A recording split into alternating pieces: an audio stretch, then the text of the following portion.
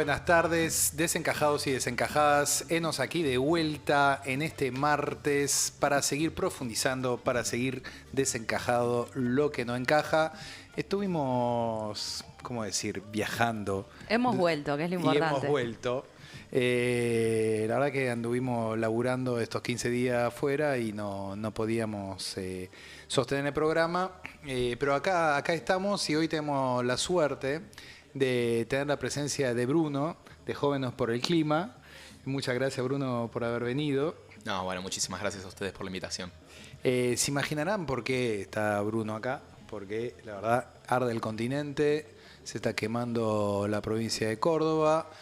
La agenda ambiental hoy está inclusive en bocas de todo, porque el gobierno de Naciones Unidas desechó el horizonte 2050, ¿no?, que era como la prolongación de gran parte de los objetivos que tenía Naciones Unidas. O sea, Argentina es uno de los pocos países del mundo que salió de la agenda ambiental global, y eso mientras arde el país. Así que sería bueno que nos cuentes un poco qué es lo que está pasando, cómo lo ven ustedes, también que nos cuente qué son, qué es, qué hacen Jóvenes por el Clima. Sí, bueno, Argentina y no solo Argentina. Afortunadamente estamos del lado de la libertad y nos aliamos con Venezuela, con Irán, con Siria, con Corea del Norte para rechazar la Agenda 2045. 2045. Sí, 2045, la Agenda del Futuro. El Pacto del Futuro creo que se llama. Pero bueno, sí, como decías, me parece que es súper importante abordar la cuestión de los incendios. Arde América Latina y arde específicamente Córdoba, y eso nos tiene muy preocupados. Yo, bueno, vengo hoy acá representando a Jóvenes por el Clima, pero también intentando representar las voces de Jóvenes por el Clima Córdoba, que están allá dando la lucha y apoyando a los bomberos, a los brigadistas, que le están haciendo frente al fuego y que se está comiendo las casas, se está comiendo a la gente y se está comiendo los ecosistemas y está matando todo. Entonces, me parece importantísimo que charlemos sobre ese tema, sí. ¿Cuál es el diagnóstico que ustedes establecen sobre el porqué de los incendios? Más allá de obviamente, de las típicas preguntas, ¿no?, que surgen cuando hay esa cosa, digo, ¿quién lo provocó? Pero finalmente, más que quién lo provocó, es qué lo provocó, ¿no? Mirá, en general, estos incendios suceden por causas humanas, son incendios intencionales. El diagnóstico que me comentaban los chicos de Córdoba es, bueno, mucho debido al agronegocio, mucho debido a la deforestación. La tala de árboles altos para favorecer la agricultura hace que sople más viento y eso alimenta el fuego. También la crisis climática es un factor. A ver, no soy meteorólogo, no soy quien para decir si esto fue causado por la crisis climática, pero sí hay algo que está claro, es que la crisis climática intensifica los fenómenos climáticos extremos y en ese sentido también intensifica estos episodios, ¿no? Un incendio, bueno, frente a la sequía, frente a episodios que favorecen estas condiciones, hacen que sean más fuertes y bueno, y eso hace todo muchísimo más complicado también para detenerlos y hace que proliferen muchísimo más. Estamos en un contexto donde, bueno, venimos de una sequía los últimos años, ahora por suerte tuvimos un poco de lluvia, pero bueno, sigue siendo un contexto complicado y no hay que olvidar que se nos viene también un fenómeno de la Niña que genera más sequía. Después podemos desarrollar un poquito más sobre qué es el fenómeno de la Niña, pero digo, esto intensifica otros fenómenos en la cuestión ambiental, viste que es todo muy multicausal, ¿no? Pero bueno, sí, la sequía genera incendios, los incendios generan más sequía, contaminación de ríos, y bueno, y la poda, la tala de árboles nativos, la plantación de exóticas en el territorio cordobés hace que haya un contexto más favorable para la proliferación de incendios. Claro. Ahora, la realidad es que se multiplican, digamos, los eventos, para llamarlo de alguna manera, catastróficos, desastres ambientales, sea inundaciones, incendios. Pero no sé cuál es la opinión tuya o de ustedes. Pareciera que la conciencia política muta poco, por lo menos, como decías, en Capital, pero hay parte del imaginario nacional que desgraciadamente se gesta acá, ¿no? O sea, hay como sensibilizaciones, parece que hay sensibilizaciones momentáneas, después desaparece el momento. No, me acuerdo los humedales ahí en la quema de los pastizales, los humedales. Sí, de la isla ahí en Rosario. Sí. En Rosario, que fue hace dos o tres años, ¿no? 2 años creo. Ahí hubo como un movimiento muy fuerte, después pareciera que se apaga el ímpetu ambientalista cuando se apaga el fuego.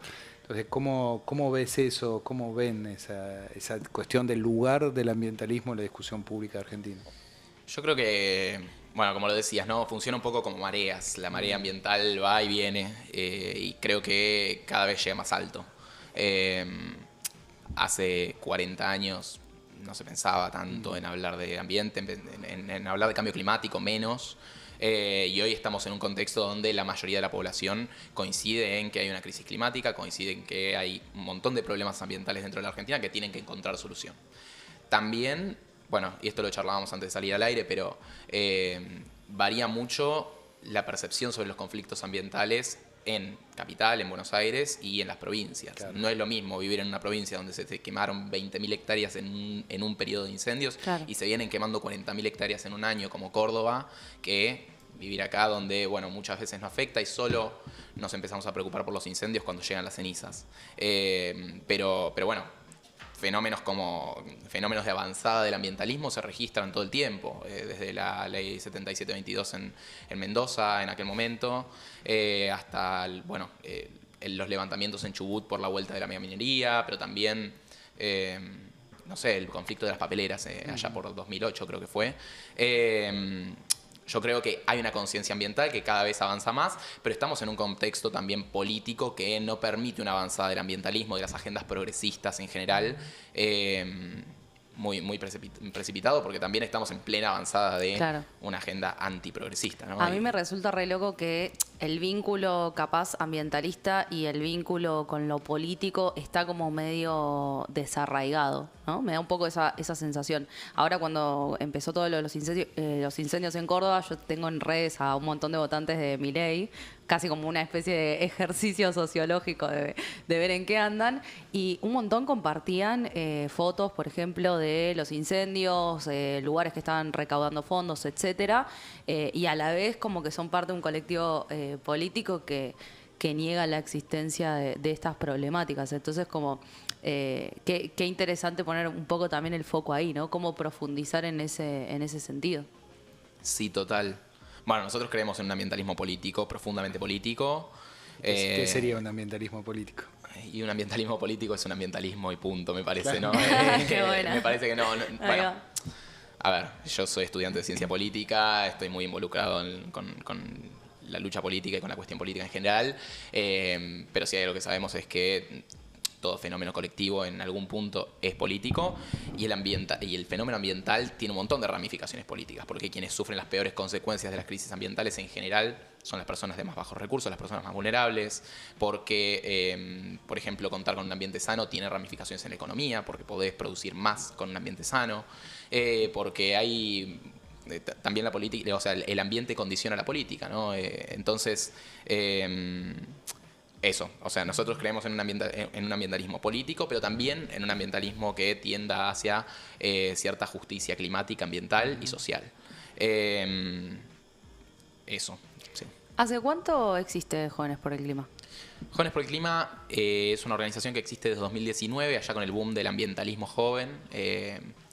No sé si recuerdan, pero bueno, por 2019 comienzan las protestas de Greta Thunberg, de Fridays for Future a nivel internacional, y Jóvenes por el Clima se subió al carro bastante temprano, ¿no? El 15 de marzo de 2019 se organizó la primera marcha por la crisis climática acá en Argentina y bueno, y a partir de ahí se generó esta organización que al principio creció un poco de forma desorganizada, desordenada, y surgían focos sin afiliación a los fundadores y era como toda una locura, una vorágine de jóvenes por el clima en abstracto. Sí, lo súper recuerdo como un fenómeno de redes. De hecho, recuerdo haberlo seguido al toque y que había un montón de gente de repente que estaba como en ese tema. Sí, total. Bueno, y eso, después, nada, con el tiempo se fue institucionalizando todo un poco más, se fue calmando todo y nos convertimos en una organización que hoy nuclea a casi 200 jóvenes a lo largo y ancho de todo el país, en muchísimas provincias. Estamos en Córdoba, Tucumán, Neuquén, Salta, bueno, la provincia de Buenos Aires también, y bueno, y que tenemos este conjunto de valores que compartimos, que es esto, un ambientalismo que tiende hacia la justicia, un ambientalismo latinoamericanista, y bueno, y un ambientalismo que también tiende a el desarrollo nacional y bueno, y a la búsqueda de una Argentina próspera, ambiental, social y económicamente. Claro, pues eso es un punto clave, ¿no? Hay algo en el sentido común antiambientalista que hace una especie de contrapunto entre desarrollo económico y ambientalismo. Digamos. ¿Qué contestás a eso? Que me parece que es un punto clave, ¿no? Y es difícil, ¿no? Porque yo creo que sí hay un contrapunto. Muchas veces pueden encauzarse las dos razones hacia el mismo lugar, pero muchas otras veces no. Y yo creo que la lucha del ambientalismo en esos casos tiene que intentar ser por la de disminuir el impacto ambiental de las actividades productivas. También depende mucho del contexto, ¿no? Como todo fenómeno social, como todo fenómeno económico, todo fenómeno político, estás contextualmente situado. Y entonces, qué sé yo, hablábamos un poco antes de arrancar, ¿no? Pero no es lo mismo de crecer en Dinamarca o Estados Unidos que de crecer en Argentina. ¿Qué es o de en Bolivia. crecer? Si querés, anda vos que... Cuenten. Bueno, el descrecimiento... Comenten. No, hablamos justamente, hablamos antes de algunas teorías ambientalistas y un gran teórico que se llama Georges Corroegen que plantea en su momento dos cuestiones, ¿no? Primero, pensar la Tierra como un sistema físico en sí que tiene una tendencia a ir hacia la entropía. La entropía es el nivel de energía cero, o sea, cuando los sistemas se mueren, o sea, un problema de termodinámica. Y lo segundo que tiene que ver es que justamente la Tierra, la energía materia disponible en la Tierra no alcanza para la demanda energética que tiene el planeta, ¿no? De hecho, el punto que siempre se tomaba es que si todos los habitantes del planeta tuvieran el mismo nivel de consumo que los norteamericanos, hoy no da el sistema energético de energía disponible, ¿no? Eso es un muro. Y esa discusión, que era una discusión ambientalista en los 60, 70, es la posición que tiene el Papa hoy, es la posición que tienen muchos países, de hecho, inclusive los países centrales, que se dan cuenta de los límites. De hecho, discutíamos antes, yo me acuerdo en los años 2000, los que más impulsaban la discusión climática, paradójicamente, del cambio climático, eran las compañías de seguro. Las Total. compañías de seguro. Claro, porque los tipos anticipaban que catástrofe natural, destrucción, costo. Entonces ellos eran los primeros en empujarlo, ¿no? Sí, Claro. pero Una no solo paradoja. eso. Hoy hay un problema muy grande con las compañías de seguro. En muchos lugares del mundo están dejando de asegurar por fenómenos climáticos. Claro. Me acuerdo una nota que leí, no me acuerdo si era de Bloomberg o de qué medio estadounidense, pero que hablaba de que Florida en algún momento va a dejar de ser asegurable. Claro. Y eso está muy relacionado con el tema uno de los temas que estudio yo, que son los daños y pérdidas. Que, bueno, eso. El cambio climático se puede combatir de dos maneras, la adaptación y la mitigación. Nosotros, sobre todo, tenemos que tratar de adaptarnos a los efectos del cambio climático porque no emitimos tantos gases de efecto invernadero y porque tenemos también vulnerabilidades en términos de infraestructura para hacerle frente a los fenómenos climáticos extremos. También está la mitigación, que es lo que tienen que hacer los países que más emiten, Claro. Nosotros también, pero en menor proporción. Países como China, como Estados Unidos, tienen que buscar reducir sus emisiones de gases de efecto invernadero.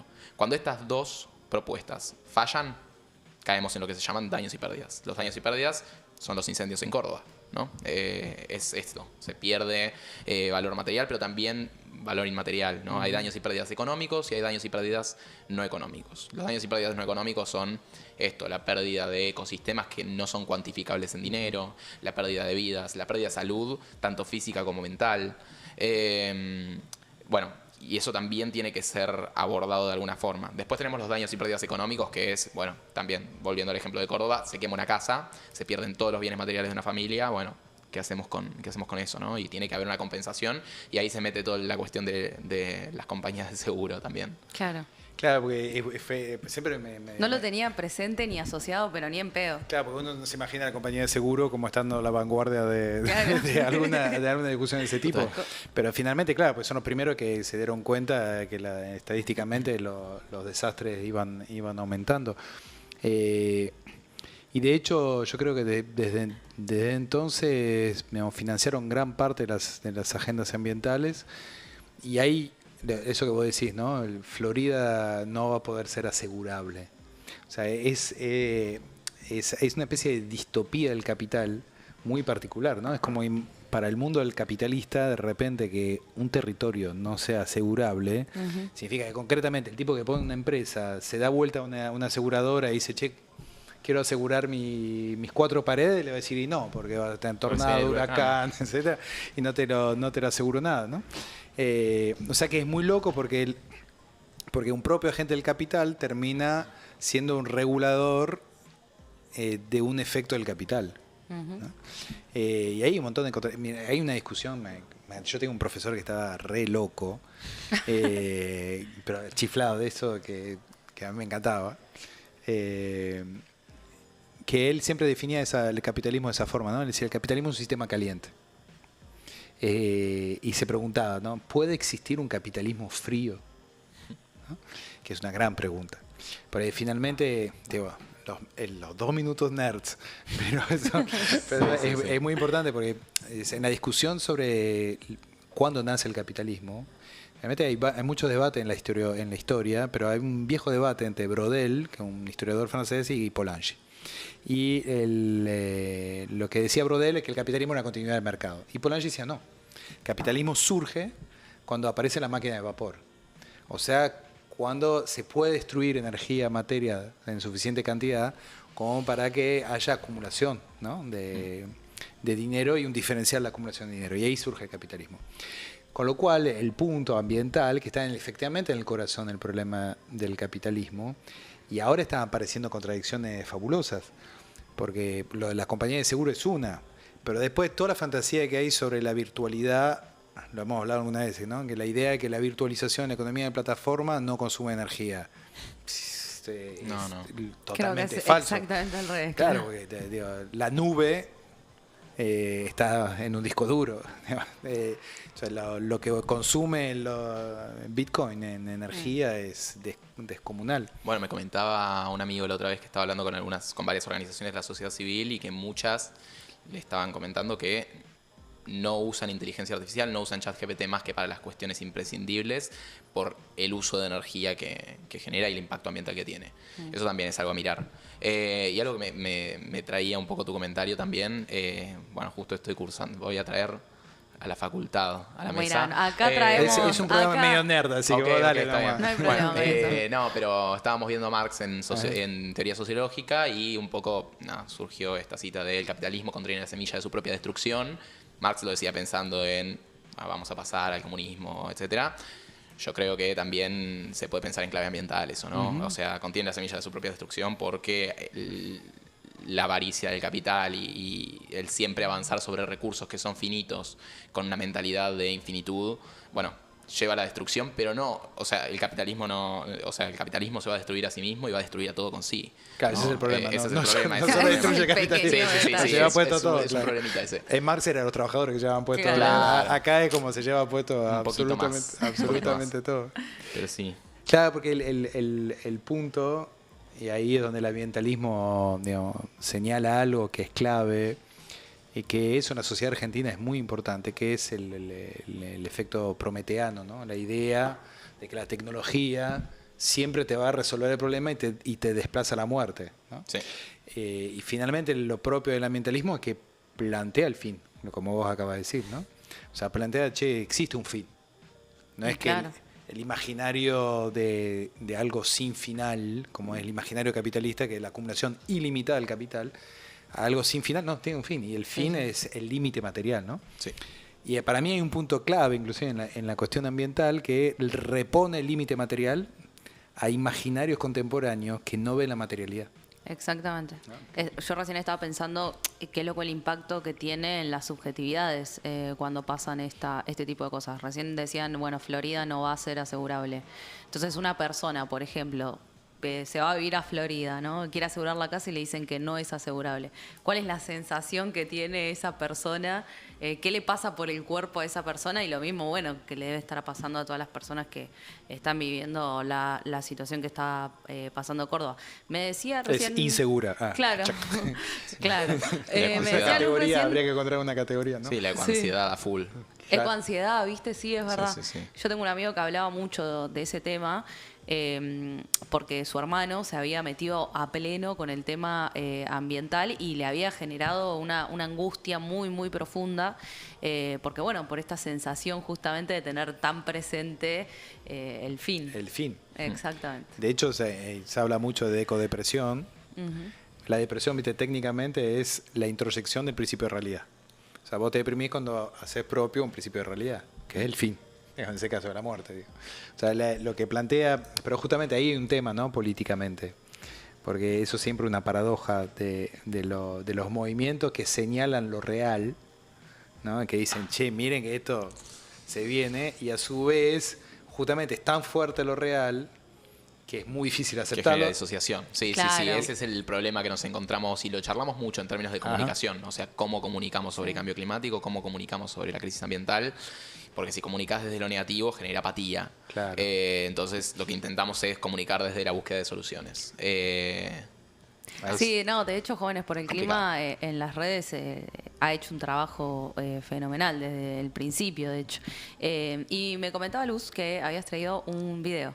Sí, porque bueno, como les comentaba al principio, yo soy de acá, pero tenemos compañeros en Córdoba que están luchando contra el fuego y que me gustaría que también y a ellos les gustaría que se escuchen sus voces y que bueno, se pueda compartir también por qué es lo que están luchando y qué es lo que están viviendo allá. Muy bien, los escuchamos entonces. Buenas, mi nombre es Mariana, soy de Jóvenes por el Clima Córdoba y les quería comentar un poco más en primera persona lo que está pasando con los incendios en mi provincia. Hoy es el 6º día consecutivo en el que nos estamos prendiendo fuego. Y si bien es algo lamentable que todos los años esperamos en la época de sequías el riesgo extremo de incendios, cada año esta época se extiende más y cada año es más fuerte el incendio. En sí es algo completamente imposible de ignorar porque abres la ventana y se siente el olor a humo, porque ves hacia el lado de los incendios y el cielo está completamente rojo y se ve cómo la línea de fuego va avanzando, porque entras en las redes sociales, prendes la tele, escuchas la radio y podés sentir realmente la desesperación y el dolor de aquellas personas que lo están viviendo, que lo están padeciendo. Y podés ver realmente a las personas que se están poniendo al frente, como son los bomberos, como son las brigadas, que están tratando de combatirlo y que les cuesta cada vez más controlarlo. Y esto no es algo que sea completamente aislado y no es algo de que requiera de más personas realmente involucradas, sino que requiere de que se ponga una mayor importancia en lo que es la cuestión ambiental en las agendas políticas. Hace falta más educación ambiental para que la reforestación sea de nativas y no de exóticas que son más inflamables. Hace falta tomar una conciencia del cuidado del agua, que es la principal herramienta contra los incendios y que hoy por hoy estamos atravesando una sequía realmente dolorosa.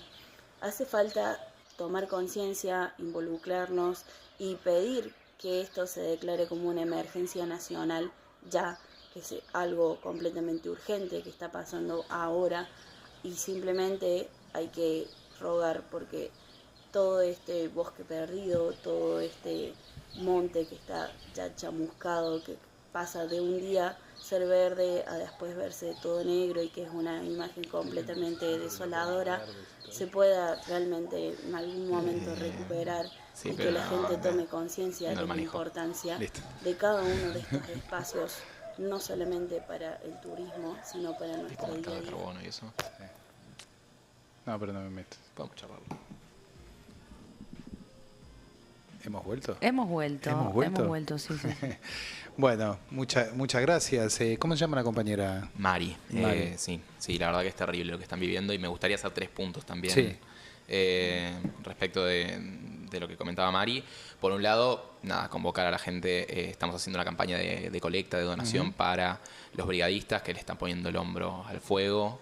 Bueno, en Córdoba hay tres fuerzas que están ahora combatiendo el fuego. Por un lado están los bomberos, que cuidan más a la comunidad, que previenen incendios y que cuidan a la gente. Por otro lado, la ETAC, que es el equipo técnico de acción ante catástrofes de Córdoba, de la provincia de Córdoba, que hacen planificación y tratan de generar planes de prevención y control. Pero en tercer lugar están los brigadistas, que es gente como nosotros que sale a apagar el fuego, que no está preparada tampoco, que no tiene los kits de seguridad, los elementos de seguridad para hacerlo, y que realmente le están pasando muy mal, están perdiendo todo. Y no solo se dedican a cuidar a las personas, sino también a los ecosistemas. Y bueno, me parece importantísimo eso, convocar a la gente a que done, a que ayude con... ¿Y cuál sería con el esto. canal? Se puede a través de nuestra página de Instagram, que es Jóvenes por el Clima, y está toda la información necesaria. Perfecto. Por otro lado, me parece importante comentar otra cuestión, un elefante que nos estamos comiendo, y que es la cuestión de los delitos ambientales, ¿no? En Argentina no tenemos delitos ambientales tipificados en el Código Penal. Mira. Es una lucha que venimos trayendo hace años, pero que sigue estando pendiente. Y es importantísimo que tengamos delitos ambientales más fuertes. No puede ser que vos prendas fuego a un bosque y no haya pena. Claro. No puede ser que contamines un río y no haya pena. Y bueno, eso tiene que estar tipificado en el Código Penal y es una deuda pendiente de la democracia. Y en tercer lugar, también la cuestión de la política. Los incendios en Córdoba no se dan en el vacío, sino que se dan en un contexto político muy particular. Comentábamos al principio, ¿no? El gobierno nacional desentendiéndose de la Agenda 2045, del Pacto del Futuro, y eso implica también consecuencias materiales dentro de la política argentina. No solo estamos desentendiéndonos de la agenda ambiental a nivel internacional, sino que lo estamos haciendo a nivel nacional. Este año se ejecutó hasta junio solo el 25% del presupuesto del Servicio Nacional del Manejo del Fuego, y Que es el presupuesto de hace 2 años. que es el presupuesto de hace 2 años, y no solo eso, sino que además se eliminó por decreto el fideicomiso para la administración del Fondo Nacional de Manejo del Fuego. Entonces, Claro. estamos sin fondos. No se puede combatir el fuego sin plata. No se puede combatir el fuego sin helicópteros, no se puede combatir el fuego sin aviones hidrantes, y menos se puede hacer sin plata. Entonces, y sin equipo para los brigadistas y sin equipo para los bomberos. Ni hablar de financiamiento para la prevención de fuego, mantenimiento de bosques, cortafuegos, que no hay casi Absolutamente. nada en el Absolutamente. país. Y la restauración posterior de los La ecosistemas, restauración posterior. que también es importantísima, porque si no, te agarra el fuego de nuevo. Sí, nosotros, ¿te acordás? Habíamos trabajado en su momento en la comarca, Es verdad.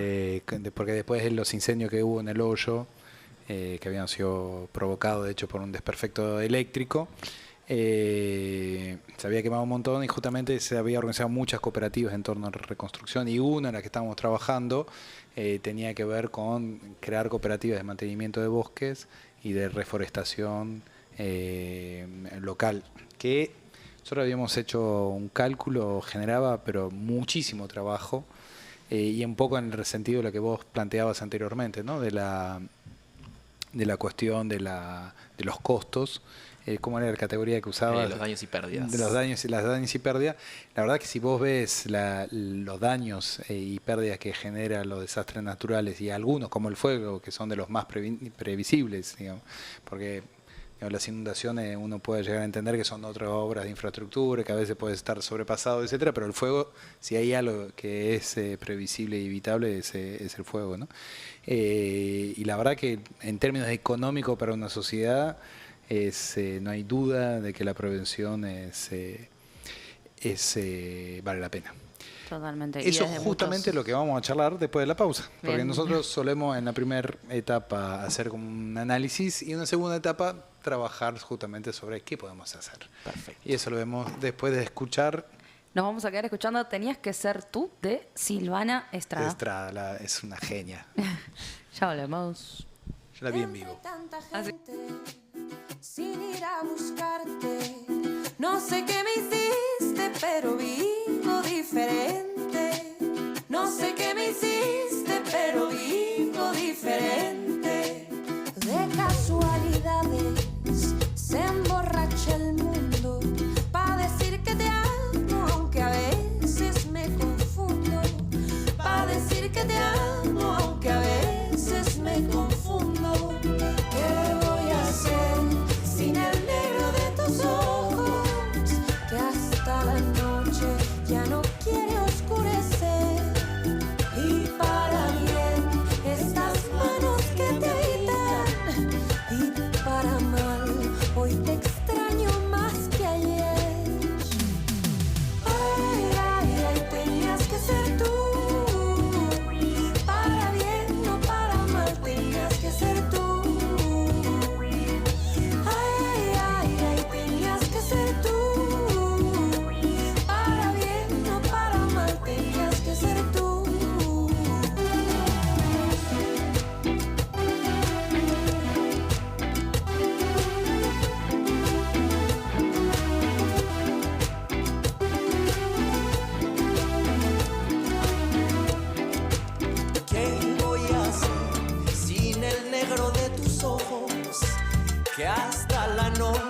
se resiste a oscurecer. Y para bien, estas manos que te habitan. Y para mal, hoy te extraño más que ayer. Ay, ay, ay, tenías que ser tú. Para bien, no para mal, tenías que ser tú. Ay, ay, ay, tenías que ser tú. Para bien, no para mal, tenías que ser tú.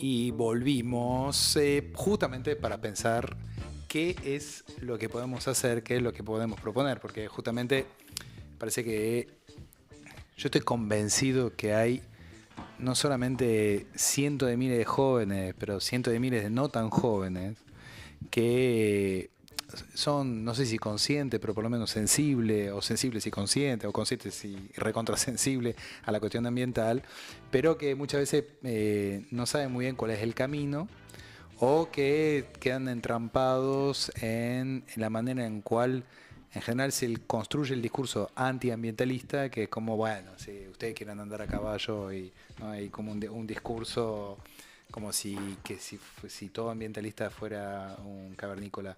Entonces, me parece que es importante, digamos, reponer una serie de propuestas que animen, digamos, todos los que nos están viendo a comprometerse, no solamente a militar con ustedes o a trabajar con ustedes, y además a ir a ayudar a apagar el fuego en Córdoba, que estaría muy bien, pero sino además de presionar la agenda política para que la agenda política incorpore la agenda ambiental, ¿no? Así que bueno, vos me contabas justamente antes que tenía una serie de propuestas, sería bueno volver sobre ellas, ¿no? Sí, total. Bueno, importantísimo involucrarse, me parece que ese es el componente central. Y involucrarse no implica involucrarse directamente en el ambientalismo, sino llevar el ambientalismo a los espacios que tenemos de incidencia. Digo, la lucha ambiental es una lucha que es interseccional, es una lucha que es también transversal a todas las fuerzas políticas. Entonces yo lo que creo es que tenemos que llevar el ambientalismo a la política, y que todos los partidos se ambientalicen, ¿no? O sea, la Libertad Avanza hasta la izquierda. Estás estudiando ciencia política, entonces estarías más a favor de una agenda transversal que de un partido verde, por ejemplo. Y yo creo que sí, es más efectiva una agenda transversal. Y de hecho también hay, qué sé yo, en algunos países nórdicos la agenda ambiental está en todos lados. Está en todos lados. Todos los países la levantan dentro de su pliego reivindicativo. No es una cuestión. O sea, siento que acá se ha generado un clivaje, ¿no? Entre. Sí, si sos ambientalista sos zurdo y. Claro, si sos ambientalista sos zurdo, claro. Y si no, sos un facho de derecha, sí, ¿no? Sí. Y no sé si están así. O sea, pueden haber derechas hiperambientalistas e izquierdas no tan ambientalistas. Y me parece que lo que tenemos que buscar es justamente embeber de ambientalismo a la política. Eso requiere un trabajo complicado y arduo. Pero bueno, creo que también es entender un poco más qué significa el ambientalismo, ¿no? El ambientalismo significa tener mejores controles ambientales, por ejemplo, frente a las actividades productivas, para que si producís cerca de un río no te contaminen el agua que tomás. Significa... Claro, que son cosas que uno lo dice y parece evidencia, pero después en la práctica no es evidente. No. O sea, hay un montón de industrias que contaminan sin ningún tipo de control. Sí, total. Y después tenés diputados que te andan diciendo yo quiero que Argentina contamine más, como si eso estuviera bueno. O sea, no es tan así, me parece. Entonces, sí, me parece que eso es clave, ¿no? Interpelar a todos. Y me quedé también pensando en lo que comentabas, Lu, antes también, esto de... Veo una contradicción entre gente que es votante de Milei, pero que después comparte fotos de los fuegos. Y bueno, y ahí creo que hay dos cuestiones, ¿no? Por un lado, la cuestión de la caracterización del votante de Milei, que yo no creo que esté tampoco 100% comprometido con el pliego reivindicativo liberal libertario, anarcocapitalista de Milei. Totalmente. Y viva la libertad carajo, sino que más bien, no sé, bueno, la frustración la sentimos todos, ¿no? Sí. Y bueno, para algunos dispara en votar a Milei y está bien, qué sé yo, es lógico. Pero bueno, eso no me parece que cierre la puerta de la reivindicación de otras causas sociales como lo es el ambientalismo y me parece que también es importante que los libertarios desarrollen una conciencia ambiental. O sea, Obvio. sería genial. Pero bueno, eso sí, yo creo que hay que tomar un poco más el ambientalismo y transversalizarlo hacia toda la sociedad. Y en función, digamos, por ejemplo, sectorialmente, ¿no? Los grandes temas, si tuviéramos que hacer la lista de los grandes temas ambientales de Argentina, ¿cuáles serían? 3, 4 grandes temas que les parecen clave a ustedes. Y para mí la adaptación al cambio climático es esencial. ¿Eh? Eso es un tema amplio, ¿no? O sea, va desde poner bebederos en las ciudades para que la gente pueda tomar agua durante una ola de calor. Perdón, cuando vos decís adaptación es como ya asumimos que el cambio climático está... Sí, bueno, claro, sí. Eso es un tema. Partimos de una base que es el cambio climático existe, nos está afectando hoy, nos va a seguir afectando y cada vez peor. Claro, quiero decir, lo que vos planteás de la adaptación al cambio climático, el año pasado en toda la comunidad europea ya fue el cambio, ¿no? Dijeron, antes era como evitemos que aumente la temperatura del planeta, ahora es como que hacemos para riesgos, cómo hacemos para adaptarnos a una temperatura que ya subió. Sí, ¿no? Control de daños. Control de daños, ya estamos en control de daños, ¿no? Para que quede claro que ya estamos en control de daños. Ya estamos, sí. Ya pasamos del otro lado de... El control de daños hay que hacerlo desde el principio, ¿no? Incluso desde el día 1 había que hacer control de daños, ¿no? Y generar infraestructura para poder hacerle frente a los fenómenos climáticos. Los países desarrollados, los países que más emiten, tienen que mitigar. De eso no hay duda. Estados Unidos, China, Rusia, la Unión Europea. Tenemos un dato que te contaba en la pausa. Sí, eso por está bueno. primera vez hace una semana bajó 1% la emisión de gases en China, con lo cual se invirtió la curva y eso es política de transición energética pura, ¿no? Bueno, China son los que más adelantados están. Es impresionante. O sea, 50% de su parque automotriz es eléctrico, renovable, 100% del parque de motos. Sí, están 5 años adelantados en sus objetivos de descarbonización. Es una barbaridad lo que avanza China. Y borde de ruta, que eso es algo para Argentina importante, árboles, miles y miles y miles de kilómetros con árboles en borde de ruta. Nosotros todo lo que viajamos en Argentina tenemos esa visión, ¿no? De la ruta. La Pampa. Claro, con metros y metros y después algún alambrado. Bueno, en eso ahí hay miles y miles de hectáreas para plantar y para generar efectos efectivamente de mitigación, ¿no? Sí, totalmente. Así que bueno, adaptación me parece clave, Bien. sobre todo enfocada en reducir los impactos del cambio climático en las poblaciones más vulnerables. No es lo mismo pasar una ola de calor en un departamento en Recoleta con aire acondicionado que en una villa, en una casilla con un techo de chapa y 60 grados adentro. Eso incluye, por ejemplo, tema vivienda, Claro, las vivienda. formas de adaptar la vivienda a la realidad climática. Exacto, sí, qué sé yo, desde pintar los techos de blanco para que reflejen luz hasta tener materiales más... que ahorren más energía en las construcciones, pero digo, sí, vivienda también es muy importante, la adaptación también contempla cuestiones más cualitativas y no tanto materiales, como la educación ambiental. Claro. ¿Hoy educación ambiental en Argentina? Educación ambiental en Argentina tenemos la Ley de Educación Ambiental Integral. Pero ¿se efectiviza? A ver, se sancionó en 2001, nosotros estuvimos apoyándola mucho. Se están desarrollando los planes para que se pueda implementar. ¿En qué año se sancionó? 2021. Bien. 2021, 2022, no me acuerdo. Bueno, ahora estoy dudando, pero 2021, 2022, hace poquito. Entonces todavía se estaban desarrollando, o sea, se estaba primero haciendo el diagnóstico de cómo estaba la educación ambiental en Argentina, para después generar los planes de educación y después implementarla. Ahora no sé, yo supongo que debe estar frenada. O sea, es muy no sé cómo está la ESI. No, sí, debe estar como ahí, claro, debe andar ahí. Son ¿no? Debe haber hermanas. caído en exactamente el mismo cajón de Claro. alguien que es parte de la burocracia estatal o de alguien que ya no es parte de la burocracia estatal en este momento. Sí. Entonces, adaptación al cambio, temas de educación ambiental. Temas de educación ambiental me parece clave y también poder abordar la cuestión de los recursos naturales como bienes estratégicos para la transición, me parece... Bueno, ese punto es Súper clave, ¿no? importante. Sería bueno que lo desarrolle, porque recursos naturales para transición estratégica. Sí. Contá. A ver. Queremos data.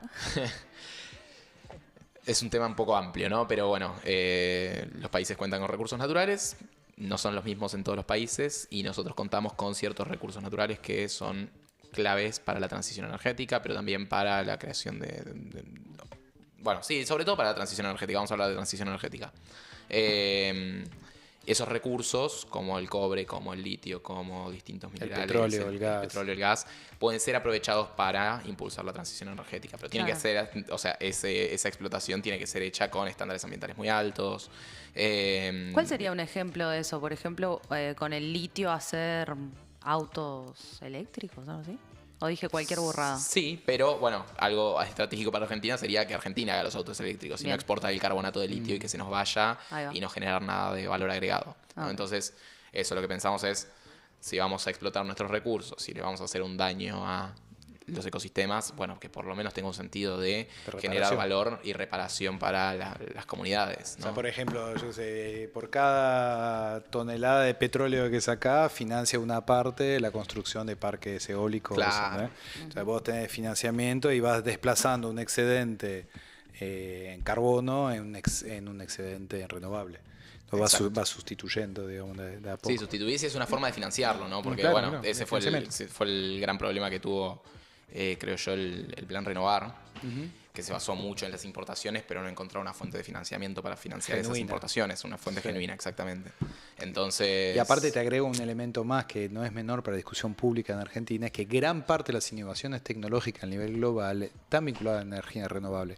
Eso que decíamos de China, de que los autos son autos eléctricos, las motos son eléctricas, etcétera, es que vos estás yendo, yo vi inclusive maquinaria pesada para obra, para construcción eléctrica, o sea, te están yendo al todo eléctrico, colectivo eléctrico. Imagínense toda la ciudad argentina con colectivo eléctrico.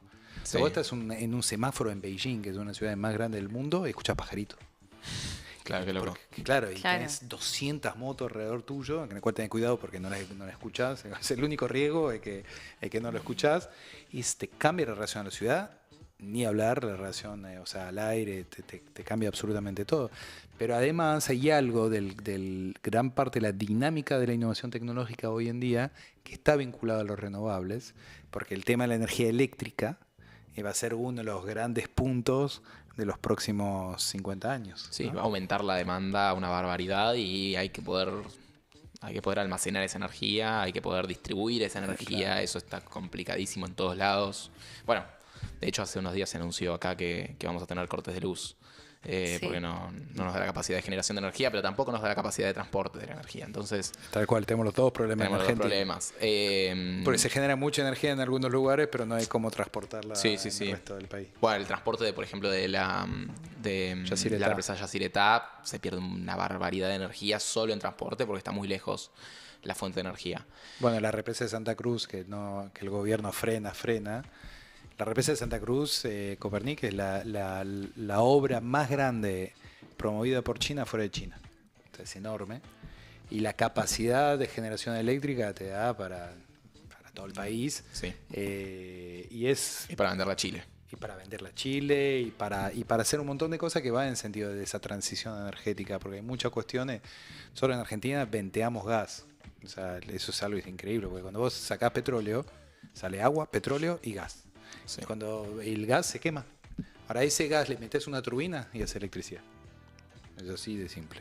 Sí, había un proyecto hace un tiempo para minar Bitcoin con el gas sale de vaca muerta, de los pozos de vaca muerta, una cosa así medio falopa. Okay. Pero, no es falopa, es re. Es un negocio, pero bueno. Es un negocio, para el capitalista es un negocio. Sí. Pero bueno, nada, eso. Me parece que planificar bien qué vamos a hacer con nuestros recursos de forma estratégica y para el bien de Argentina me parece esencial y para el bien de la región también, ¿no? Empezar a pensar un poco más mancomunadamente como región latinoamericana y también la prevención. O sea, me parece que hay varias cosas, ¿no? Esta cuestión de los delitos ambientales. Los delitos ambientales no tipificados son una deuda que no podemos tener.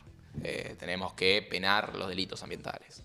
Tenemos que poder prevenir justamente incendios como este, tenemos que poder prevenir o tener por lo menos planes de contingencia frente a desastres naturales que hoy no tenemos y que el gobierno está desincentivando. Entonces, eso me parece clave. Que Que inclusive en relación a lo de los delitos ambientales, me parece que hay algo que está bueno anticipar como discusión, ¿no? Que no solamente entrar en el dispositivo punitivo, sino el dispositivo reparador. Digo, que la propia lógica del ambientalismo, que tiene mucho que ver con reparar, ahí también, ¿no? Como el que comete un delito ambiental, más allá del castigo, esté vinculado a la aplicación de reparación, ¿no? Bueno, que está contemplado dentro del artículo 41 de la Constitución eso, ¿no? El deber de reparar frente al daño ambiental. Bueno, de ahí la implementación es un poco más complicado, pero sí, total, lo que decís me parece clave, porque después caemos nosotros en el punitivismo que Claro. como, bueno, Claro. me estoy contradiciendo. Sí, no, por eso lo digo, porque me parece que hay algo, Sí, ¿no? sí, De, sí, sí, total. pero sancionar, pero a su vez, porque justamente me parece que hay algo del ambientalismo que además, ¿viste? Hay movimientos que son portadores de una agenda que es valiosa en sí misma, pero además son portadores de otras cosas que son valiosas para la sociedad en su conjunto. El ambientalismo históricamente siempre trajo la cuestión intergeneracional, que muy pocas agendas traen eso, ¿no? Bueno, ¿qué pasa con las generaciones futuras y las deudas con las generaciones futuras? Y lo otro es el concepto de reparación, Sí. ¿no? Porque la idea de que efectivamente, y vos una vez que destruiste algo, lo destruiste. Lo que puedes hacer es reparar, y que no es lo mismo reparar que restaurar, no es lo mismo reparar que conservar, ¿no? Toda esa gramática del ambientalismo que trae mucho a la política. Sí. Porque nos haría mucho bien a la discusión política si tuviéramos una gramática de la reparación y de la relación intergeneracional más sofisticada, ¿no? Que la que tenemos ahora. Sí, me parece un tema clave. Uno de los temas que me quedó un poco en el tintero era cuando empezamos a hablar de, bueno, cómo comunicar, ¿no? Las distintas agendas del ambientalismo, y me estabas comentando que en Jóvenes por el Clima es algo que vienen laburando hace un montón como un eje central, ¿no? Sí, total. Bueno, es como comentaba antes, si comunicás desde la negatividad o, qué sé yo, la comunicación clásica que conocemos del ambientalismo, ¿no? Yo me acuerdo, era muy chico, uno de los primeros recuerdos que tengo de la infancia es ver un documental de esos que hacía Al Gore sobre Sí. cambio Sí. climático, y me acuerdo que decía el documental, en 2050 no vamos a poder habitar la Tierra. Y foto de un incendio forestal, así yo... Corrías el abrazo de la madre. No, la puta madre. Sí, me acuerdo, mi primer recuerdo de ansiedad en la vida, tenía, no sé, Claro. muy pocos años. Esa forma de comunicación, y la verdad que está destinada al fracaso, qué sé yo. A ver, te puede disparar hacia la acción, a mí me dispara hacia la acción y a tratar de involucrarme más en el tema y decir, no, esto tenemos que resolverlo de alguna forma, pero un poco desde la desesperación, ¿no? Sí, Después claro. vino Claro. ya la calma y Constructiva, la y construcción, se puede hacer algo. etcétera. Pero al principio, desesperación absoluta. Y me parece que esa no es la vía, ¿no? Tenemos que buscar una forma de comunicación que tienda a activar a la gente desde un lugar de positividad. Y en ese sentido, esto, como proponer formas de salir, ¿no? Y es difícil porque el horizonte comunicativo del ambientalismo está bastante complicado. O sea, nosotros sabemos que vamos hacia un escenario que es peor que el de hoy. Y entonces lo que tenemos que comunicar es, che, activemos ahora porque vamos a estar peor, pero por lo menos si activamos ahora vamos a estar un poquito menos peor de lo que podríamos estar. Entonces, convencer a la gente desde ese lugar es complicado, ¿no? Pero creo que si nos enfocamos más en las acciones que podemos tomar, es más fácil hacer llegar el mensaje, ¿no? Y un poco es eso.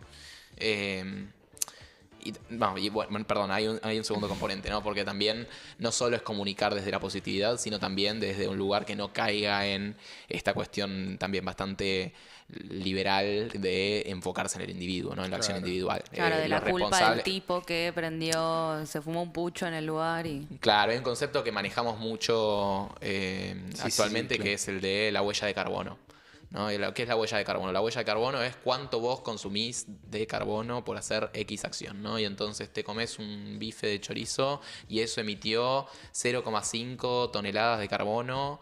Y entonces empieza Es todo un una ciclo bocha. de No, bueno, sí, te exageré un poco. 25 gramos de carbono. Dije, Sí, la sí, puta total, madre. Yo me sentí culpable. De No voy a tomar más Bueno, bifes. no problema. Pensé que boludo. Se cancela la cena de hoy. Se canceló el 25 gramos de carbono. Y bueno, y es eso, arrancás un ciclo de culpa que Claro. es terrible, que no lleva a ningún lado y que tampoco ataca el problema en la raíz, ¿no? Tenés a 100 empresas que emiten el 75% de las emisiones a nivel mundial. Y si te enfocas en cuánto consumió tu bife de chorizo, qué sé yo, cuánto está solucionando el cambio climático. Un poco hay que entender también cuáles son los factores de poder y atacar a esos factores de poder. Entonces tenemos el doble desafío. Por un lado, comunicar positivamente. Por otro lado, comunicar para poder atacar al Al verdadero, Exacto. al problema principal. Digamos. Claro, la raíz del problema. Pero creo que es posible, o sea, que la experiencia nos ha demostrado que eso es posible. Hemos activado un montón de gente a lo largo del tiempo. Hemos tenido marchas acá en Buenos Aires con más de 30.000 personas. Y bueno, y creo que eso surge también de esta comunicación positiva, ¿no? Entender que, bueno, las acciones que podemos tomar, no sé, que el cambio es político, por ejemplo, y que es colectivo, y que a través de la presión social y a través de la presión política se pueden generar cambios en legislación que lleven a justamente la regulación de estos factores de poder que generan la crisis climática, que generan las crisis ambientales. Me parece que es un poco por ahí. No sé cómo lo ven ustedes, me interesa también saber porque esto es una mirada construida, ¿no? ¿Cómo podemos comunicar? No, yo me acordaba dos cosas. Digo, no sé si vieron esa película que se llama No, creo, ¿no? ¿La de Chile? La de Chile, Sí. viste, como un ejemplo de tema comunicacional. Para los que no la vieron, estaba con Gael García Bernal, que tiene que hacer la campaña justamente por la continuidad o no de Pinochet al poder, básicamente. Sí. Entonces hay que votar el no. Entonces, ¿cómo haces una campaña positiva por el no? O sea, ahí es un gran tema en la comunicación, ¿no? O sea, ir desde la positividad. Me parece que a lo que vos dijiste simplemente agregaría un punto que mientras te escuchaba, ¿no? Es cómo uno conecta con algunos símbolos que están en la sociedad y que moviliza algunas emociones que son propias de la sociedad, ¿no? Entonces, por ejemplo, hay un filósofo colombiano que es de los pocos filósofos ambientalistas que hay, que se llama Ángel Maya, que había trabajado... Anotando, dijo. Que no, había trabajado de manera muy piola había hecho una historia simbólica, después te pasó el libro porque no... había hecho toda una historia simbólica de la cuestión ambiental en América Latina y después lo conectó con la historia del mundo occidental, ¿no? Ahí, bueno, siendo el colombiano, más conectado con la discusión de los pueblos originarios. Acá hay una discusión con eso, ¿no? Digo, cómo el ambientalismo conecta con el imaginario de pueblos originarios en alguna provincia, porque bien decías, ¿no? El imaginario nacional, desgraciadamente, tiene poco componente de pueblos originarios, pero en muchas provincias ese componente es fuerte, es grande y hay símbolos, ¿no? Y los defensores ambientales en muchas provincias son indígenas. Sí, yo estuve en Catamarca hace unos años haciendo también, bueno, fuimos en una misión de derechos humanos a ver cómo era el estado de violación de derechos humanos dentro de comunidades locales y comunidades indígenas en relación a la explotación megaminera, ¿no? Uh-huh. La megaminería, cómo afectaba los derechos humanos de las poblaciones locales indígenas. Y bueno, lo que veías era eso, las comunidades indígenas liderando la lucha ambiental en términos de la defensa del territorio. Y es algo que se ve en toda América Latina. Claro. Bueno, sí, eso ni hablar. O sea, América Latina es el continente, voy a repetir un dato que tiramos así también de memoria del cassette. Pero América Latina es el continente donde más defensores ambientales se asesinan en el mundo al año. Y la mayoría de esos defensores ambientales pertenecen a pueblos indígenas. Así que sí, clave. Claro, y ahí me parece que hay algo para que sigamos indagando, porque creo, pero una cosa es la defensa del territorio, ¿no? Sino que qué tipo de símbolos se mueven, ¿no? Por ejemplo, la huipala, que es un símbolo súper potente, ¿no? Porque muestra lo heterogéneo, la forma en la cual se articulan las diversidades. Y en ese punto, un punto clave que es las diferentes formas de vinculación a la naturaleza, ¿no? O sea, ahí hay cuestiones en algunas simbólicas que nosotros en nuestro reservorio occidental es muy pobre. Porque en general lo que predomina es la idea conservadora, ¿sí? O sea, la reserva, ¿no? El parque, claro. La reserva natural, como la idea de no tocar. Claro, esto es el vivir con y en armonía, pero exacto. sí.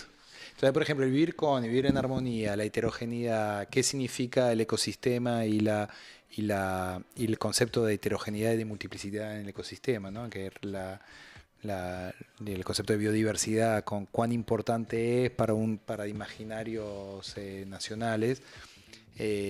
Parece que ahí hay cosas simbólicamente que todavía no hemos terminado de tocar y que tienen que ver con algo de la sensibilidad. ¿Mm? Y en algunas cosas me parece que circulan, pero tiene mucho que ver con la comida, de hecho. Pero hay algo de la antropología alimentaria que es súper importante. Digamos, ¿qué tipo de símbolos circulan en la comida? Y voy a tomar algo que por ahí puede parecer que nada que ver. Por el tema del gin. ¿Del gin? Del gin. Del gin, Sí, del ¿se gin acuerdan? tonic. Son las 8. Es el gin del gin tonic. Bueno, tráeme un gin. ¿Ustedes ven la cantidad de gin que hay en este país? Terrible. Hay como 350 tipos de gin diferentes. Mirá.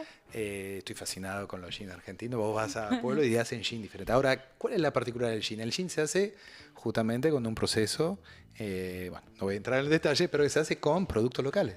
Entonces vos tenés el gin de tal lugar que se hace con la hierba con la X. hierba X de ese lugar, ¿no? Sí. Y hay una especie de orgullo y de búsqueda de un sabor que tiene que ver con ese producto, ¿no? Y eso en muchos lugares de nuestro país está esa idea del apego por el producto. Sí, sí. Y eso es muy importante en la agenda ambiental, porque es una conexión afectiva Claro. con la naturaleza, ¿no? Porque nosotros nos vinculamos mucho con la naturaleza a través de lo que comemos, de la forma en que comemos. Sí, y es algo que perdimos mucho también, o sea, el anclaje local de la gastronomía. O sea, acá en Buenos Aires no comemos pescado. Es medio loco eso. Bueno, tenemos una compañera dentro de Jóvenes por el Clima, Luna, que se especializa en el estudio de las NUS, que son, bueno, es una sigla en inglés, pero que significa especies infravaloradas y poco usadas, ¿no? Y bueno, nada, o sea, de lo que nos habla es eso, como hay un montón de especies comestibles acá en la zona del Gran Buenos Aires y nosotros comemos papa, comemos cebolla, comemos cosas cuatro productos que ni siquiera son necesariamente autóctonos. Entonces el recuperar eso también es súper valioso. Claro, y ahí hay un imaginario. Fíjate, Sí. y de hecho eso lo ves, a mí me impactan las viejas cantinas porteñas, que tienen esos menús que parecen Biblias, que todavía te venden ancas de rana, caracoles, Mirá. Sí, es verdad. ¿no? O sea, una variedad de carnes que vos no hace tanto. De hecho, es interesante porque hay un empobrecimiento de nuestra alimentación a partir de la dictadura. Porque tiene que ver con fenómenos de homogenización cultural que se expresan en la alimentación, ¿no? Pero ahí, ya sé que puede parecer delirante, pero no, desde el punto de vista ambiental es clave. Yo me comparo con el tema en Francia. Gran parte de la agenda ambiental fue portada, por ejemplo, por los productores de queso, Claro. donde cada uno... Como cuidamos el cafayate en el Claro, sur. que cuidar el producto local implica cuidar el ecosistema donde ese producto crece. Entonces la cabra de este lugar, la cabra de este lugar come este pasto, y este pasto si se quema, esta cabra no come. Y si esa cabra no hace esta leche, no hay este queso. ¿No? Entonces esa cadena hace conectores significativos, ¿no? Y me parece que es un punto clave. Sí. La tiro, dijo. Sí. Me encanta igual, me activo. No, activo. muy bueno para la Sí. comunicación, re. Y aparte vincula también a los productores. Bueno, lamentablemente creo que todos nos podríamos quedar hablando horas, pero comiendo un queso y con un gin. y todo. Pero hemos llegado al final del programa. Muchas gracias por venir. Muchas gracias, Bruno. A disposición para seguir pensando y circulando toda la agenda muy potente que ustedes portan. Gracias. Bueno, muchísimas gracias a ustedes por la invitación. Muchas gracias. Nos vemos la semana que viene.